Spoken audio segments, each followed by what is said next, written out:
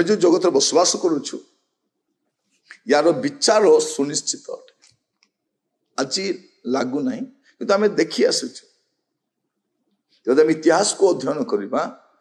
विचारित ही आसी नोह समय लोक मैंने विचारित हेले लोटों समय लोक मैंने विचारित हेले प्रत्येक जुगर लोक मान आम विचारित हबार देखीचु आ शेष पर्यायर आम बास करुचु ए पृथ्वीर मध्य विचार अच्छी यह निश्चित भाव में पृथ्वीर विचार सुनिश्चित एटा को कहीं अटकाई पारिबने तिले मात्र अटकाई पारिबने कौन सरकार कौन शक्ति कौन विज्ञान कौन प्रजुक्ति विद्या कौन तांत्रिक कौन पद्धति ए विचार को अटका जाई पारिबो नहीं पृथ्वीर विचार सुनिश्चित प्रभु जे सृष्टिकर्ता से पृथ्वी को दंड मध्य देवे से जेकोसी देशर लोक हूँ गोष्ठी भाषावादी धर्म जाई आसे नहीं कारण से तो समस्त प्रभु प्रभु समस्त आपण मानि पारंती न पारंती जाय आसे नहीं ईश्वर जड़े अच्छा से मनुष्य को सृष्टि करिसेंती से पृथ्वीर सृष्टिकर्ता से उद्धारकर्ता और से विचार करेंगे समस्त विचार करेंगे गोटे पद पढ़ा गीत संहिता 96 पर्व तार 13 पद सदाप्रभु सम्मुख में गान करेंगे कारण से आसु अछंती से पृथ्वीर विचार करने को आसु अछंती से धर्म रे जगतर और अपना सत्यतार गोष्ठी वर्गर विचार करेंगे से विचार करेंगे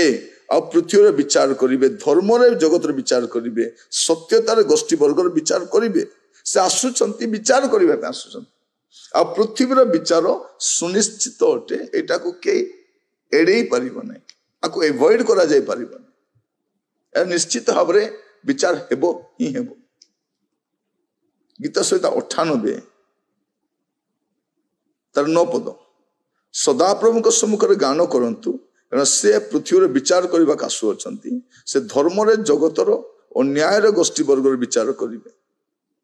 लेखा से विचार करेंगे ताको कहीं अटकाई पारिबने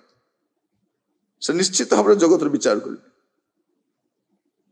आपण देखिए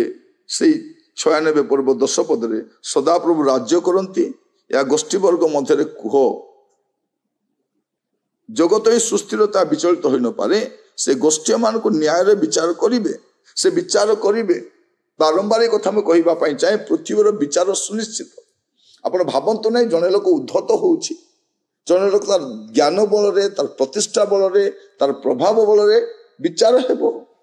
प्रत्येक उग्र देश मान विचारित हेबे उग्र नेता मान विचारित हेबे धनी सम्रांत शिक्षित विचारित हेबे विचार अच्छी पृथ्वीर विचार सुनिश्चित एटा को कहीं एड़े पारिबने आ प्रभु जीशु ख्रीष्ट से आसुचंती विचार करने जाकब पुस्तक जो देखिए मैं आपन को जहाँ भी कहूँ शास्त्र जहाँ लिखाई कहूँ मुझे को भ्रमित करने अतिरंजित कथा कहूनी जहाँ लिखाई ताहा मु आपण को सम्मुख रखुची जाकब 5 पर्व देखिए तार 9 पदरे हे भाई माने तुम्हें मैंने जब दंड प्राप्त न हुए एथि निमंते परस्पर विरुद्ध में बचसा न करो देख विचार करता द्वार निकट दंडायमान हो जे विचार करेंगे से कौटी अच्छा से द्वार निकट में दंडायमान होती से खूब शीघ्र अविलंब से विचार करेंगे से विचार करने जाऊँ से पृथ्वी विचार करेंगे आ सुनिश्चित अटे सुनिश्चित अटे या काल्पनिक विषय नहीं सुनिश्चित अटे आ विचार किए करेंगे ता मते जानिबा दरकार आज समस्ते भावुचंती समस्ते ईश्वर समस्ते समस्त को साहाय्य करेंगे किछि नहीं ईश्वर जड़े अच्छा शास्त्र से या कहे प्रिय भाई भौणी मान आम लोक मैंने जाए बुझी पारि ना एत पाठ पढ़ी शिक्षित हो सम्रांत बोली कहते ईश्वर किए बुझी पारि ना कौन लिखा जाऊँगी प्रेरित तार 17 पर्व 31 पदरे जो दिन से अपना निरूपित व्यक्ति द्वारा धार्मिकतार जगतर विचार करेंगे अधार्मिक विचार चली गोटे टाइम आसूची धार्मिकतार जगतर विचार करेंगे यहीपरि गोटे दिन स्थिर कर मृत मान मध्य उत्थापन कर विषय समस्त निकट में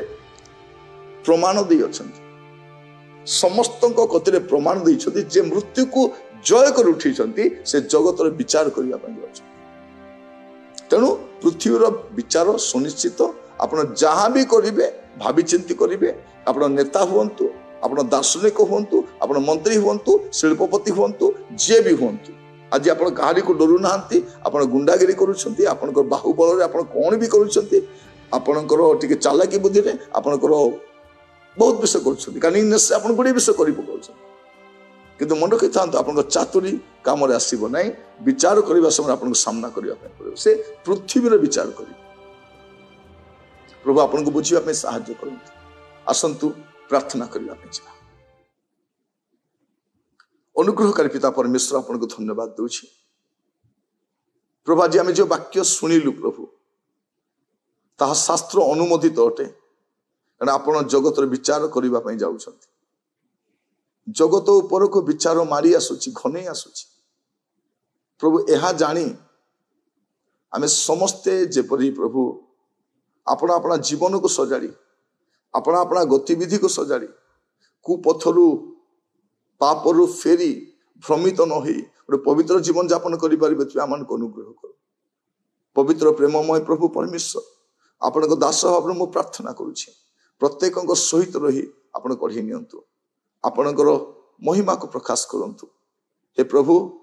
ଲୋକମାନେ ଯେପରି ଜାଣିପାରିବେ ଯେ ପୃଥିବୀର ବିଚାର ହେବା ପାଇଁ ଯାଉଛି, ଦିନେ ବିଚାରିତ ହେବା ପାଇଁ ପଡ଼ିବ, ଏହା ଜାଣି ସର୍ବଦା ଗୋଟେ ପ୍ରଭୁ ଭୟ ଆଉ କମ୍ପ ସହିତ ଜୀବନ କାଟିବା ପାଇଁ ସାହାଯ୍ୟ କର। ପ୍ରତ୍ୟେକଙ୍କୁ ଦୟା କରନ୍ତୁ। ପ୍ରାର୍ଥନା ଶୁଣିଥିବାରୁ ଧନ୍ୟବାଦ। ଯୀଶୁଙ୍କ ପ୍ରିୟ ନାମ।